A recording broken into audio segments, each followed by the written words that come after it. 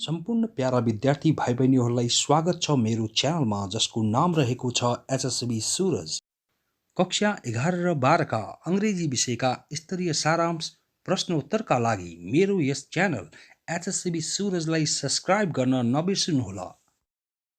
च्यानललाई सब्स्क्राइब गरिसके पश्चात घण्टीलाई क्लिक गर्नुहोला र सबैभन्दा महत्त्वपूर्ण कुरो घण्टीलाई क्लिक गरिसके पश्चात अल अप्सनलाई क्लिक गर्न नबिर्सनुहोला।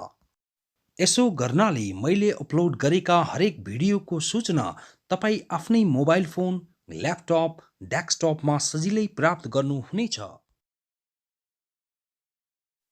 Let's start. Part 2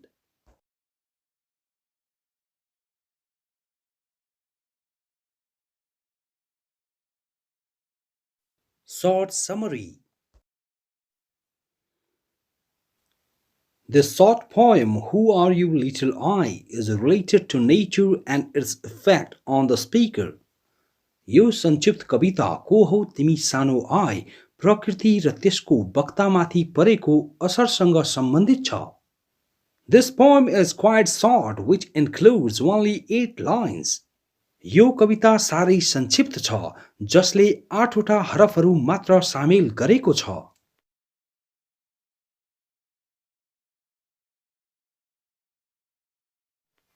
The main theme of this poem is the non-ultimate freshness of beautiful nature and its positive effect on the humans. यस कविताको मूल आशय सुन्दर प्रकृतिको कहिल्यै पनि समाप्त नहुने ताजगी हो र यसको मानवहरूमाथि परेको सकारात्मक असर हो।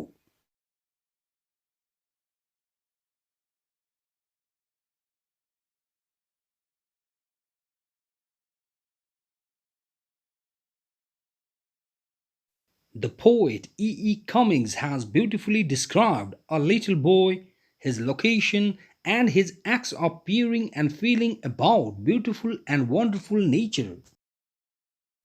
कवि E. कमिङ्सले सुन्दर तरिकाले एक सानो केटा, उसको स्थान र उसको सुन्दर र गजबको प्रकृति चिहाएर हेरिरहेको र सोचिरहेको क्रियाकलापहरू वर्णन गर्नु भएको छ। He has presented his experience of childhood closely connected with nature. उहाँले एकदमै सुन्दर तरिकाले प्रकृतिसँग नजिकै जोडिएर आफ्नो बाल्यकालको अनुभव प्रस्तुत गर्नु भएको छ।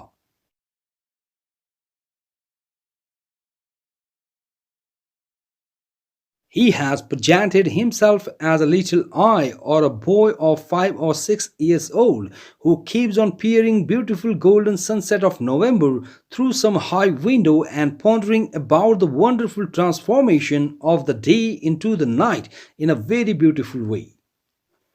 उहाँले आफूलाई एउटा 5 वा 6 वर्षको सानो आइ वा केटा झैं प्रस्तुत गर्नु भएको छ जो कहीं उँचो झ्यालबाट नोभेम्बर महिनाको सुन्दर सुनौलो सूर्यास्त चिहाएर हेरिरहेको छ र एक सुन्दर तरिकाले दिनको रातमा गजबको रूपान्तरण बारेमा सोचिरहेको छ।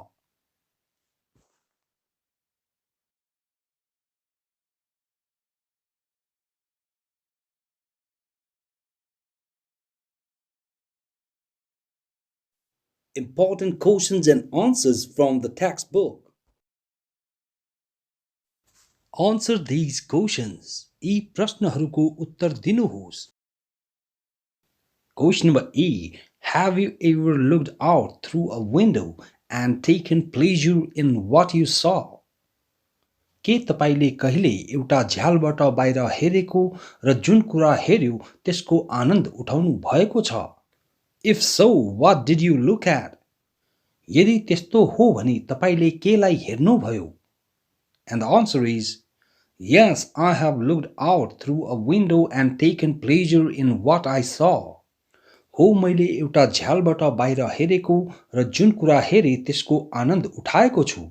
I looked at a fine and colorful rainbow in the sky during monsoon season. मैले वर्षायाममा एउटा राम्रो र रङले भरिएको इन्द्रेणी आकाशमा देखे। I got extremely pleased to find such a clear and beautiful rainbow in the sky. म त्यस्तो एक सफा र सुन्दर इन्द्रेणी आकाशमा देख्दा हदै हर्षित भए। Question number B. Which beautiful scenes do you think would make you want to look out through the window? कुन सुन्दर दृश्यहरूले तपाईलाई झ्याल मार्फत बाहिर हेर्न चाहने बनाउँछ जस्तो लाग्छ?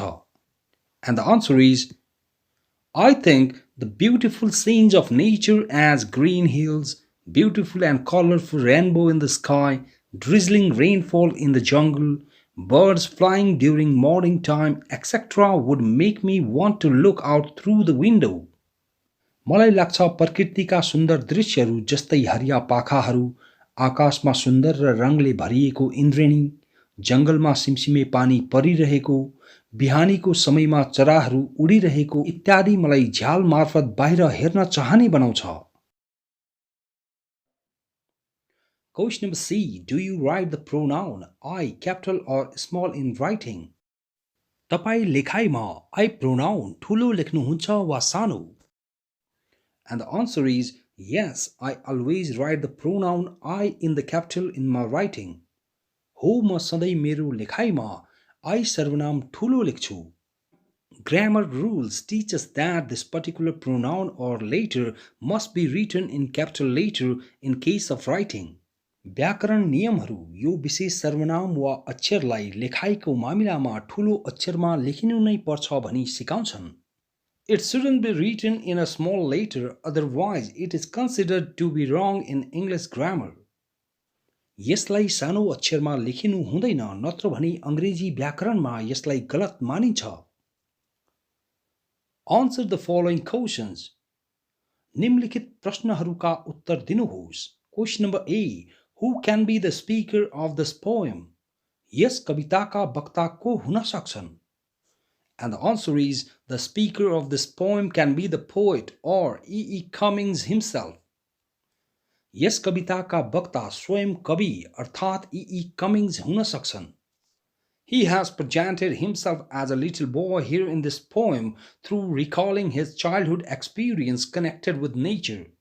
उहाँले यहाँ यस कवितामा स्वयंलाई आफ्नो प्रकृतिसँग जोडिएको बाल्यकालको अनुभव स्मरण मार्फत एक सानो केटा झैं प्रस्तुत गर्नु भएको छ.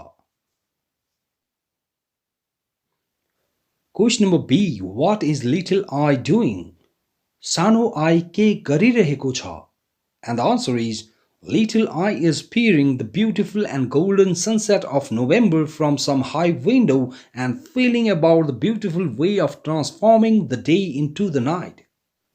सानो आई कहीं अग्लो झ्यालबाट नोभेम्बर महिनाको सुन्दर र सुनौलो सूर्यास्त चिहाएर हेरिरहेको र दिनको रातमा एक सुन्दर रूपान्तरणको तरिका बारे सोचिरहेको छ. Question number C. What can be the relationship between little I and the speaker of the poem? सानो आई र कविताका वक्ता बीच के सम्बन्ध हुन सक्छ? The relationship between little I and the speaker of the poem can be the relationship of natural attachment. सानो I र कविताका वक्ता बीचको सम्बन्ध प्राकृतिक लगावको सम्बन्ध हुन सक्छ. The little boy or I is an outcome of the speaker's memory of childhood experience. सानो केटा वा आई वक्ताको बाल्यकाल अनुभवको सम्झनाको एक परिणाम हो. Here the speaker is voicing the words in favor of this beautiful nature and recalling his childhood experience closely connected with nature. यहाँ वक्ता आफ्ना शब्दहरूको वाचन यस सुन्दर प्रकृतिको समर्थनमा गरिरहनु भएको छ र प्रकृतिसँग नजिक रूपले जोडिएको आफ्नो बाल्यकालको स्मरण गरिरहनु भएको छ. We find the speaker's deep devotion and respect towards this beautiful and vast nature. हामीहरू वक्ताको यस सुन्दर र विशाल प्रकृति प्रतिको गहिरो समर्पण र सम्मान भेटाउँछौं. Question number D. What is the speaker remembering from his childhood days in the poem? वक्ता कवितामा आफ्नो बाल्यकालका दिनहरूबाट के सम्झिरहनु भएको छ? And the answer is the speaker is remembering an extremely beautiful scene of nature from his childhood days in the poem.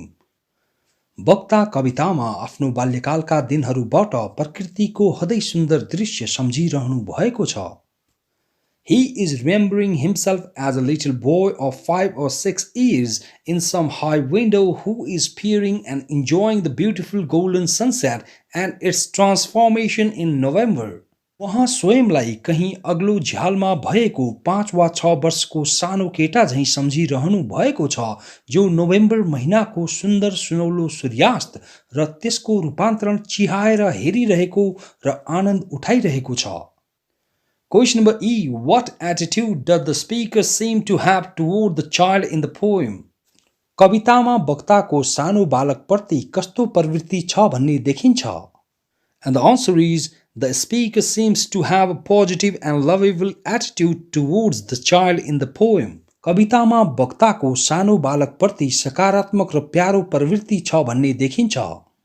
The speaker seems quite desirous towards his childhood days. वक्ता आफ्नो बाल्यकालका दिनहरूप्रति निकै इच्छुक देखिनुहुन्छ. He feels extremely happy in connection with this beautiful nature being little I. वहाँ यस सुन्दर प्रकृतिको सम्बन्धमा एक सानो आई हुँदा निकै हर्षित महसुस गर्नुहुन्छ. He enjoys the scenic beauty of the golden sunset through his childhood's eyes.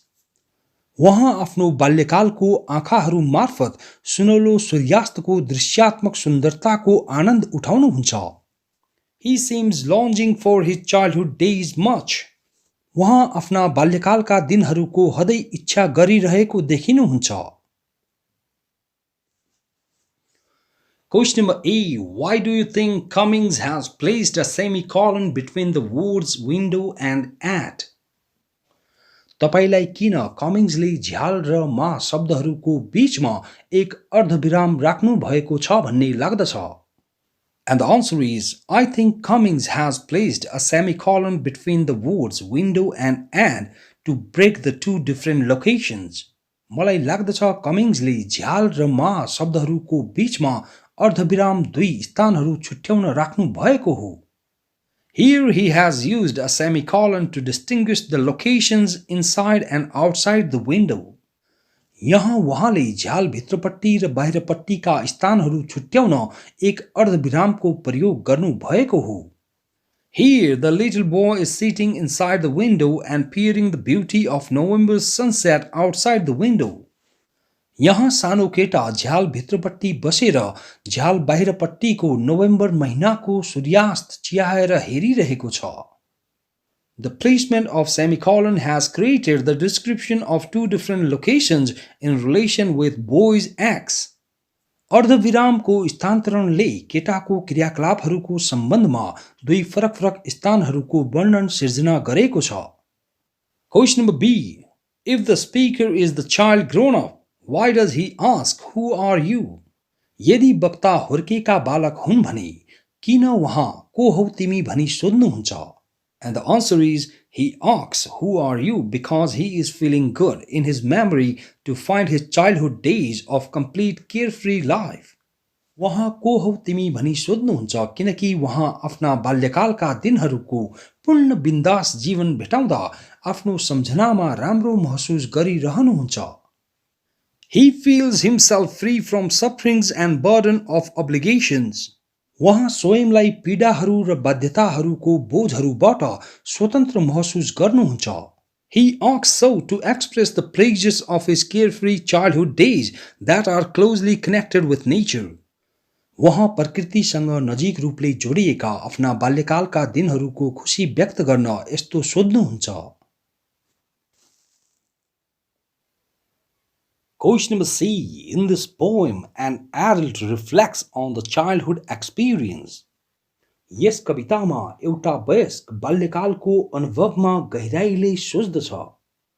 Based on that, what might be the theme of the lines? And feeling that if day has to become night, this is a beautiful way. त्यसमा आधारित भई हरफहरूको आशय के हुन सक्दछ र सोचिरहेको यदि दिन रात भइ नै रहेको यो एक सुन्दर तरिका हो. And the answer is, here in these lines we find the boys feeling about the beautiful scene of November's golden sunset. यहाँ यी हरफहरूमा हामीहरू केटाको नोभेम्बरको सुन्दर सुनौलो सूर्यास्त बारेमा सोच भेटाउँछौं. The boy finds a quite beautiful way of transformation of golden colors of the sun of daytime into black colors of the night. केटा दिनको सूर्यका सुनौला रङहरू रातको कालो रङहरूमा रूपान्तरणको एक निकै सुन्दर तरिका भेटाउँछ. He feels about this wonderful transition of the beautiful nature. ऊ प्रकृतिको यस गजबको रूपान्तरण बारे सोच्दछ. Thus, the theme of these lines might be the wonderful changes in this beautiful nature which are beyond humans' thoughts, feelings, emotions, ideas, etc. यस प्रकार यी हरफहरूको आशय यो सुन्दर प्रकृतिमा गजबका परिवर्तनहरू हुन सक्छन् जुन मानवहरूको सोचहरू, भावनाहरू, संवेगहरू, विचारहरू इत्यादि भन्दा परे हुन्छन्. These changes have deep effects on the humans. यी परिवर्तनहरूका मानवहरूमा गहिरा असरहरू हुन्छन्. Here, the theme in its deeper meaning also refers to the end of this life, which is full of burdens of obligations and pains. यहाँ आशयको गहिरो अर्थमा जीवनको समाप्तिलाई पनि जनाउँछ जुन पीडाहरू, बाध्यताका बोझहरूले भरिएको छ. The light of the daytime refers to the light, whereas the darkness of night refers to the death. दिनको समयको प्रकाश जीवनलाई जनाउँछ भने रातको अन्धकार मृत्युलाई जनाउँछ. The beautiful way of transformation of the day into the night also shows the concept of life and death. दिनको रातमा रूपान्तरणको सुन्दर तरिका जीवन र मृत्युको धारणा पनि देखाउँछ. The speaker wants to be child again, leaving this life of sufferings. वक्ता यो जीवनका पीडाहरूलाई छोडी पुनः बालक बन्न चाहनुहुन्छ. Question D. What is the rhyme scheme used in the poem? कवितामा प्रयोग भएको कविता योजना के हो? And the answer is, a rhyme scheme is the pattern of sounds that repeats at the end of a line or stanza. कविता योजना ध्वनिहरूको ढाँचा हो जुन हरफ वा श्लोकको अन्त्यमा दोहोरिन्छ. The rhyme scheme used in the poem is AB, AB and CD, CD. कवितामा प्रयोग भएको कविता योजना AB, AB र CD, CD हो.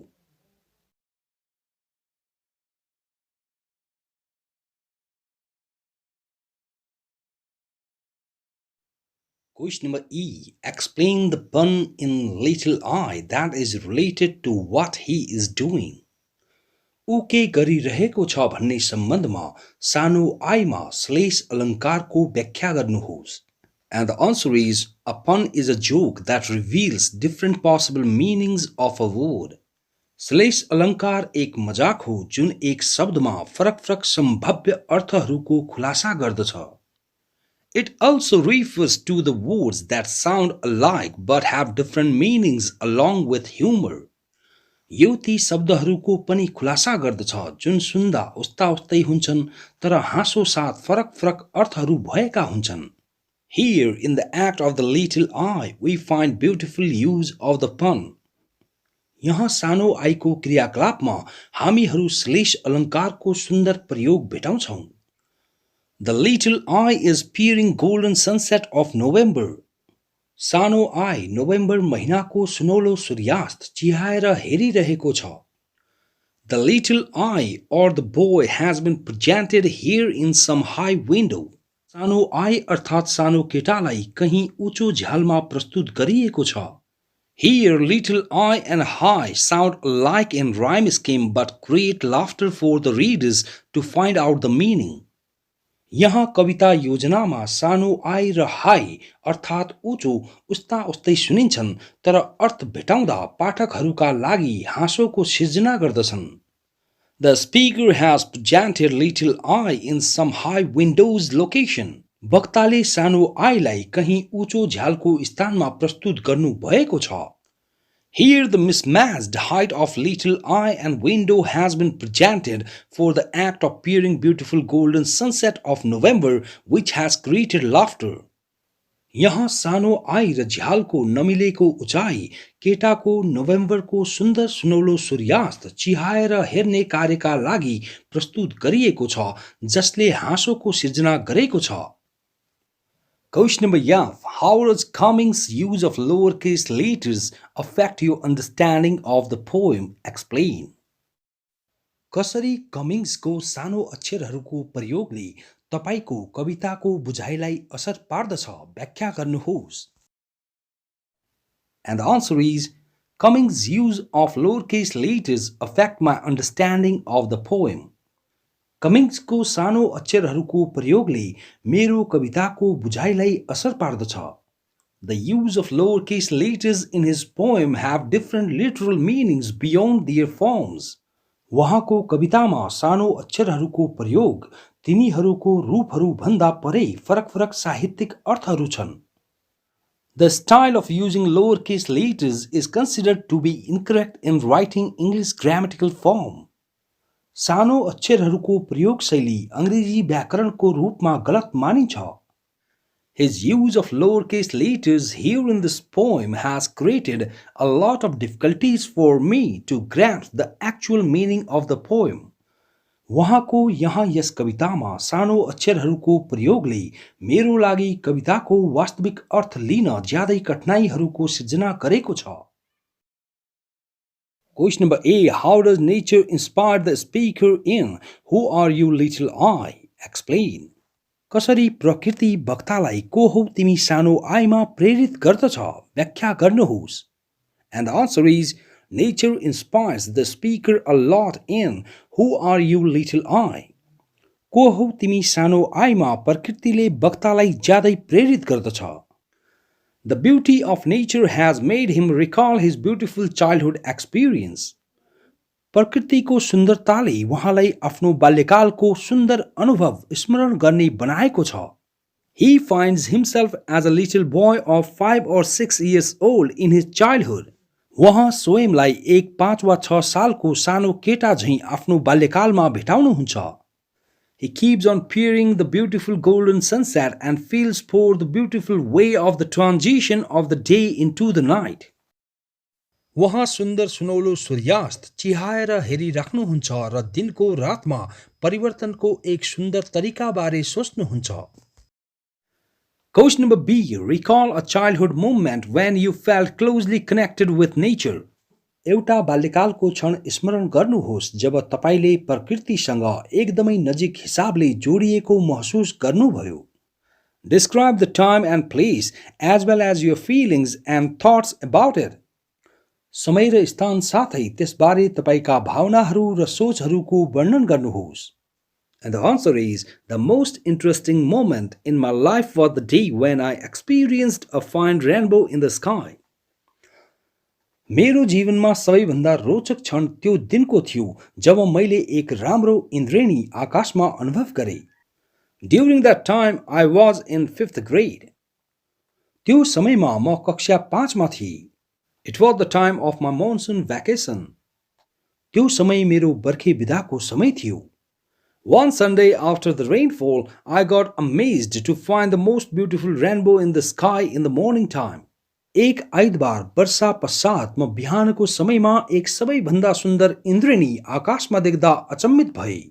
I kept on watching it through my window for a long time. म आफ्नो झ्याल मार्फत धेरै बेरसम्म त्यसलाई हेरि नै रहे. I felt lucky to get the chance to see it.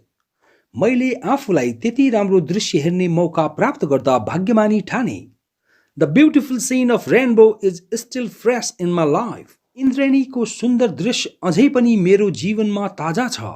I want to see it time and again in my life. म त्यसलाई आफ्नो जीवनमा समय पछि हेर्न चाहन्छु. Question number C. Interpret the poem in any way you like. कवितालाई आफूले चाहेको हिसाबले व्याख्या गर्नुहोस्. See answer in summary at first.